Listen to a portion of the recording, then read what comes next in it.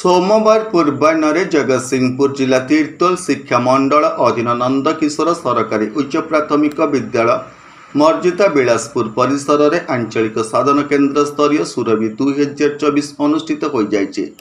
नंदकिशोर नोडाल साधन केन्द्र अधीन समस्त विद्यालय समूहर छात्र छात्री मानक नहीं आयोजित यह सुरभि कार्यक्रम उद्घाटनी पर्व में विद्यालय प्रधान शिक्षयित्री रश्मिरेखा महांती सभापतित्व करथिले।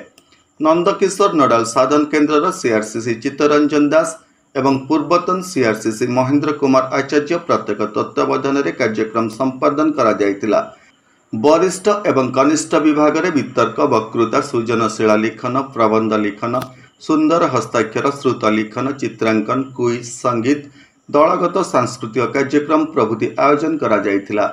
एही साधन केन्द्र अंतर्गत समस्त प्राथमिक विद्यालय एवं उच्च विद्यालय छात्र छात्री माने सेमानक अंतर्निहित प्रतिभा को प्रतिपादित करथिले।